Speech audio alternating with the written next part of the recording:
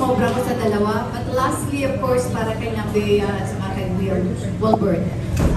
Finally, dumating na siguro ang pinaka-antay-antay yung launching project na serye. Bea, you've been around for quite some time. Nasa GMA ka pa. Pero parang yung dream mo, dito nagkatotoo, dito nangyari. So, anong pakiramdam? Kayong dalawa. Hi, Tita. Good afternoon po. I feel really blessed that inaalagaan po tayo ni Viva. And I think hindi lang po ako yung nag-antay dito sa project na to. I think ang mas nag-antay at nag-abang yung supporters po talaga. Simula ng Book 1, simula lokal, Kia, LV, Saklay, hanggang Shakira after. Inantay po talaga nila at inabangan nila kasi dito po sa Golden Scenery of Tomorrow, mapapanood kung paano nagsimula yung pagkakaibigan ng lahat. Kung saan nagsimula yung kung bakit ganun ugali ng ganitong character, kung bakit sinabunutan ni Yana si Sam, yung mga ganun, kung sino yung first kiss ni mga ganun. Pero kumbaga kasi, po siya it's not just a story of the Arkin, it's really a story of the whole Valeria High Squad. So, parang hindi lang po kahit yung mga fans ng The Arkin yung nag-antay, talagang yung fans din ng mga ibang characters kasi this is the start of everything eh. So, ayun, sana magustuhan po nila. And, ako, marami pa po akong pangarap, Tita eh. And, syempre, sa tulong po ng Viva, unti-unti po natin tinutupad yun. And, pero I wouldn't say na, okay, this is a dream come true, tapos na. Parang ako, I just keep on dreaming and dreaming and dreaming. Ayun, believe, survive, starstruck. Ayun po. And, pero ayun, nagpapasalamat po tayo sa sobrang grateful at alaga nila Miss Vernique, Boss Val, Boss Vincent, and syempre ni Boss Wing po. Thank you po, Tita. Congrats. Wilbert. Yung same tanong, no?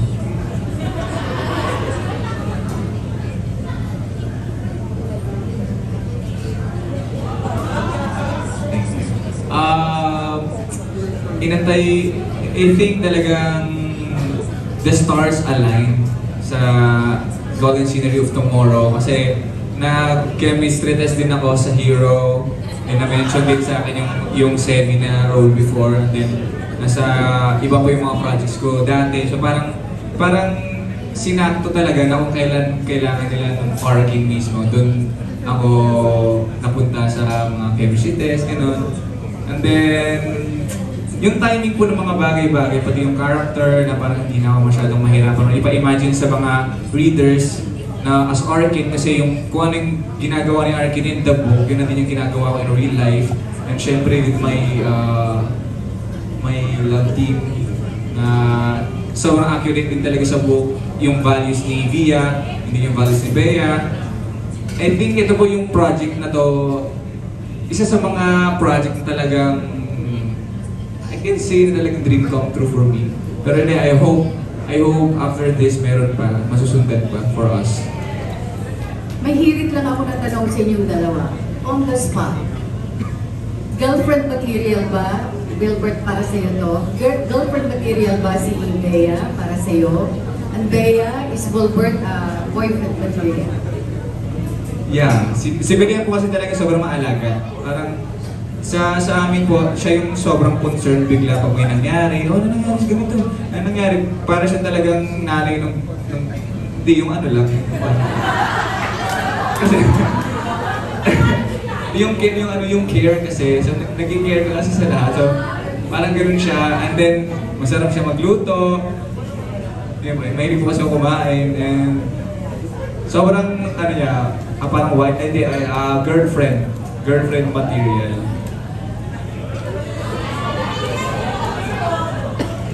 Pag-isipan ko, Dida. Hindi. Opo naman, di ba, malagay, takes care of you, make sure you're comfortable. Opo naman. Okay, thank you so much and congratulations. Thank you po. Maganda ba movie? Hello guys. Congrats sa show nyo. Yung question ko lang sa kila Will and Bea, what separates Golden Scenery of Tomorrow sa other story ng University series for you? Parang may pagmamalaki ninyo na kakaiba? Yung sa amin po, may specific topic na tinatakil about sa love teams. So yun po ata yung unique talaga sa Golden Scenery Tomorrow. And then sa amin lang po ata yung may high school scene. So mas madami po parang kulitan, fun, or parang nakakatawang mga eksena. Feel ko yun po yung kaibahan ng book natin sa kanila. And in all fairness po kay Guy, yung writer, si Guy Salunes, nung ginawa niya, yung pagkakagawa niya po ng buong university series, kada book, kada series, iba po talaga yung storya, iba yung issues na tinatackle, iba yung conflict, iba yung hugot ng bawat karakter. So, I wouldn't say na lahat ng story, lahat ng libro magkakapareho. Kasi lahat talaga iba-ibang topic, iba-ibang storyline, iba-ibang mga issues and nila. Pero yun nga, dito po sa Golden Scenery of Tomorrow, yun, number one, yung may establish yung high school life. So meron high school, may college, tapos magkakaroon pa ng present. Tapos, more barkada scenes, kasi I think in the previous books, we weren't able to see that much of the barkada scenes na eh.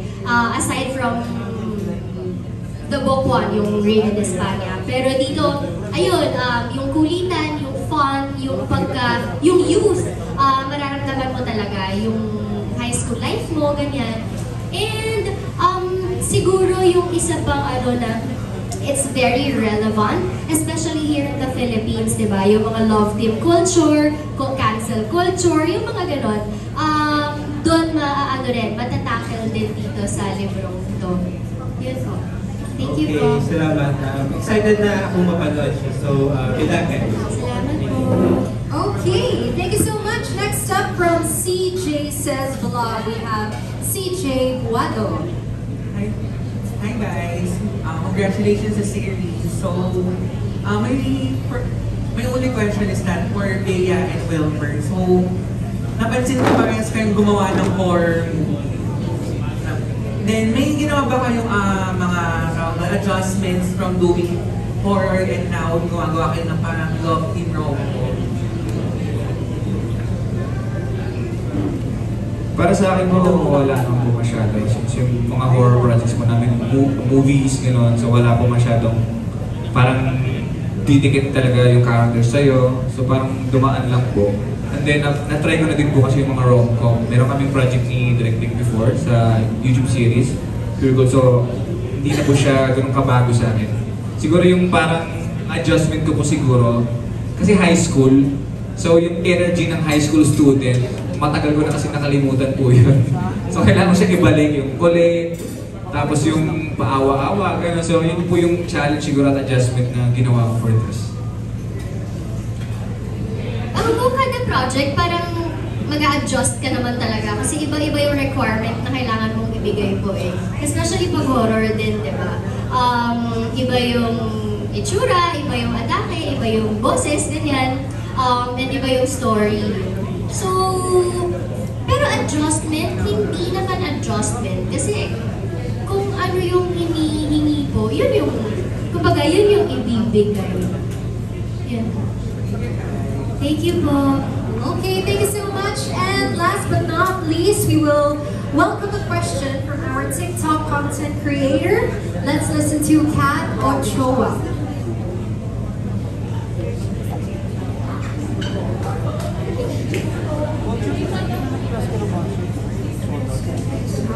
Hi po,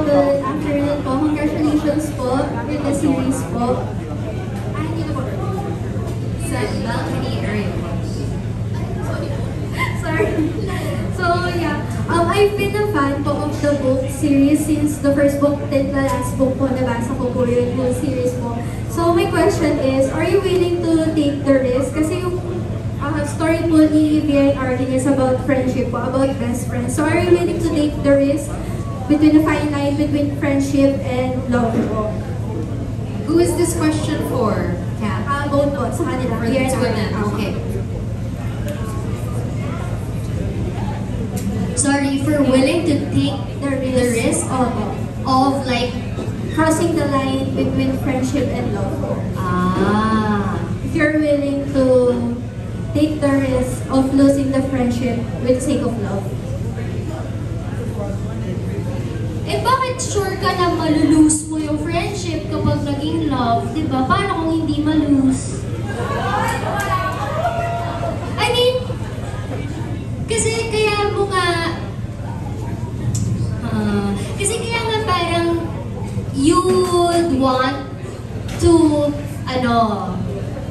to take one step further from the friendship is kasi kilalang mo na yung isa't isa, kilalang nyo na yung isa't isa, natanggap mo na yung imperfections niya. Diba? So parang if you're willing to make it na love na, siguro yun yung risk. Siguro yun yung risk na wala naman, parang hindi mo kailangan mag-play safe in a way. Kasi kung mag-play safe ka, magkakaroon ka pa rin naman ng what ifs eh. Magkakaroon ka ng paano kung ganito, paano kung ganyan. Kapag nag-risk ka, at least, wala kang what ifs. Yun nga lang, baka wala ka na ring friend kapag hindi kayo nag-work. Pero yun yung risk na kailangan mong pangatawanan. Kasi it's decision na yun pareho eh. Pero kung talagang magkaibigan kayo, I think no matter what, babalik at babalik kayo sa friendship. Maybe not right away, but in God's perfect time. Thank you. Kung talagang gusto ko punta, or love ko talaga yung friend ko, magte-take risk ako kasi kaysa magsisi. Mas pangit siguro sa pili yung magsisisi ka na parang hindi ka nag-try, hindi mo inamin sa kanya, tapos makikita mo lang siya may kasama. So, kung yung friendship na yon may lamat man after, kung may mangyari man after ng mga bagay-bagay, di at least sinubukan mo. Thank you po. Congratulations po.